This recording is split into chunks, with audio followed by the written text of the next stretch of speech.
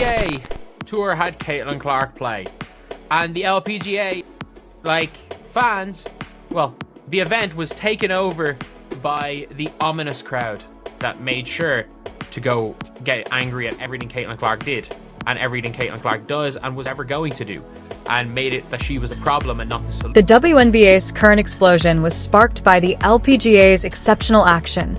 Caitlin Clark, one of the best up-and-coming women's basketball players, received an invitation to a unique golf competition. What happened?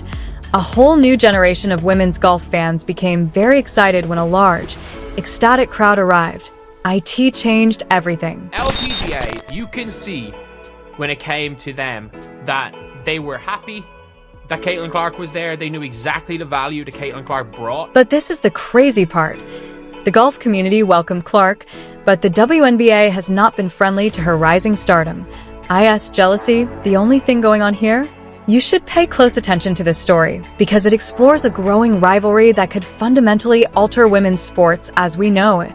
The LPGA, they publicly commended her. They saw how important it was that new fans were getting involved in golf, especially women's golf. I'll tell you, the LPGA made a wise decision by inviting Caitlin Clark. Fans of all ages and backgrounds came to see Clark in person in addition to the golf. Since the LPGA recognized she was more than just a celebrity, they embraced her. There is no denying her popularity. She's into their sport. They celebrated Caitlin's appearance because she attracted young crowds, many of whom probably had never heard of women's golf before. Because we know, in the WNBA, when it came to Caitlin Clark, it was a lot of like, we don't need you, and we were good before, and we don't like your fans, and this, that, and... But the LPGA's incredibly polite greeting was met with an unexpected wave of annoyance from the WNBA. The crucial query is, and why? Despite the huge boost she could offer, some WNBA voices seem to view her as a rival for attention. Instead of embracing her widespread appeal, there is a perception in the league that she is somehow detracting from their well-established stars. Some players and supporters even claim that the attention Clark is receiving detracts from all of their hard-earned successes.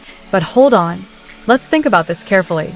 The LPGA's strategy, which contrasts sharply with the LPGA's, begs the question of whether they are truly protecting their skills or if they are utterly unaware that women's sports will succeed.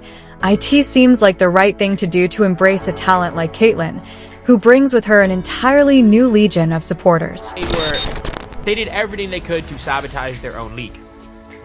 And yeah, it backfired. For me anyway, I think it's hard to argue that it didn't completely backfire for them, because Caitlin Clark is more popular than ever. The reaction from LPGA players and fans adds even more intrigue to this whole situation. The energy at that event was incredible, and you could tell the fans knew they were there for something more than your typical golf tournament. People arrived early to watch Clark play. Additionally, even after the event ended, they kept interacting with players and absorbing the excitement. There was more than one surge. IT showed an increasing interest that could help women's sports around the world. LPGA players like Nelly Korda also publicly praised Clark, calling her a breath of fresh air and recognizing the value of having a new audience. They genuinely thought Caitlin was a friend who could infuse the game with energy and enthusiasm, not as a threat, and they jumped at the opportunity. The WNBA has regrettably been far more defensive about Clark's popularity than they have been about the potential for cross-promotion or how her fame could greatly increase the league's overall visibility. IT almost seems as though Caitlin represents a shift that threatens the league's established dynamics. The fact that some WNBA players consider her massive fan base to be a violation is even more bizarre. But here's the worst part, in actuality. This way of thinking might be impeding the league at a crucial point. The WNBA seems cautious and perhaps overly protective of its brand by ignoring Clark's enormous popularity, but they are losing out on something that could benefit not only their league, but also the larger women's sports industry as a whole. Meanwhile, the WNBA's reluctance to fully embrace Clark reveals a whole new approach. Instead of celebrating her remarkable ability to unite fans from other sports, some in the league seem to view her fame as merely a distraction. It's almost as if they're defending an exclusive club rather than establishing an inclusive platform for all women's sports fans. Furthermore, if the WNBA excludes someone with Caitlin's appeal, they run the serious risk of coming across as wholly out of touch with what the current sports audience actually wants. By attempting to limit their focus, they may be missing out on the incredible opportunity to develop a much larger, more active fan base. Additionally, this strategy stands in stark contrast to the LPGA's open arms policy, which could eventually obstruct the WNBA's growth. Fans of today are actively searching for compelling stories, genuine league connections, and endearing characters. In addition, Caitlin Clark's sincere passion for all sports and her vocal advocacy for female athletes in general serve as a potent reminder of the value of cooperation and camaraderie. This is the reason she is so famous. Clark has made it clear that she genuinely wants to advance women's sports in general and that she admires leagues like the WNBA. Think about what might have happened if the WNBA had actually embraced this passion instead of brushing it off. It's possible that Clark's influence increased ticket sales, drew in new supporters, and improved the league's reputation. However, the league has taken a cautious and even disdainful stance. It's possible that the Women's National Basketball Association will come to regret this huge mischance. Instead of embracing Clark as an ally, they have unintentionally created a dispute that is now being made public, which could alienate the very supporters they are trying to win over. The disparity between the LPGA's and WNBA's approaches serves as a clear reminder of how crucial flexibility is. The LPGA saw Caitlin Clark's appearance as an opportunity to grow, draw in new followers, and seize a truly unique opportunity. They understood the tremendous benefits of cross-league collaboration and support for women's sports, which have traditionally attracted fewer spectators. The LPGA is not particularly concerned with the origins of the spectators. More people are just interested in their sport, which makes them, and by actively working with celebrities like Clark, they're setting themselves up to attract and retain those fans over time. However, based on their stance, it seems that the WNBA views Clark's popularity as a drawback rather than an asset. And instead of capitalizing on her cross-sport appeal, they seem determined to maintain the status quo, which may not be advantageous to them in the rapidly evolving sports landscape.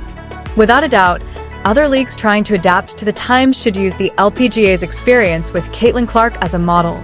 League insiders may find the WNBA's defensive stance reasonable, but it could alienate fans and hinder growth. Leagues like the WNBA run the risk of finding it difficult to compete in a global sports environment where fans demand cooperation, vigor, and unity, particularly in women's sports, because the difficulties are truly shared by all leagues. The LPGA's accomplishment of openly supporting Caitlin Clark as her impact grows demonstrates that development and openness do, in fact, go hand in hand. If more leagues were willing to adopt this idea, it might also contribute to the success of all women's sports.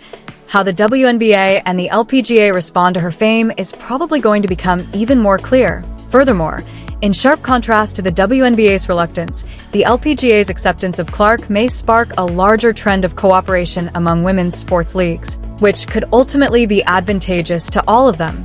But by turning down the chance to collaborate with a famous person like Clark, the WNBA might end up reducing its audience and losing out on valuable resources and supporters. Transcends a single person or a league. It has to do with the future of women's sports as a whole. In addition, the WNBA might end up watching other leagues profit from the star power they chose to overlook if it doesn't change. An underlying division among women's sports leagues has been made evident by the reaction to Caitlin Clark's extraordinary rise in popularity. In contrast to the LPGA, which exhibits flexibility and a genuine vision, the WNBA's response suggests a far more defensive, even protective, stance. This type of conflict is surprising at a time when women's sports could truly benefit from unity and collaborative promotion. With her sincere passion for women's sports, Caitlin Clark has shown that she is not only a fan favorite but also a true advocate for all female athletes. It goes beyond just Caitlin's fan base. She can encourage young girls worldwide to participate in a variety of women's sports, which will have a wider impact. The WNBA missed a valuable opportunity to embrace Caitlin Clark's rising popularity and use it to grow the league, while the LPGA took a more inclusive approach by welcoming her and recognizing the excitement she brings to sports. Clark's ability to draw large crowds and connect with fans makes her a unique asset, regardless of the sport. The LPGA showed adaptability and vision by collaborating with her, focusing on growth rather than exclusivity.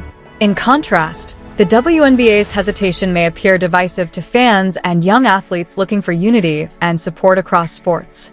Modern fans want community, collaboration, and shared success, and leagues that understand this are more likely to thrive.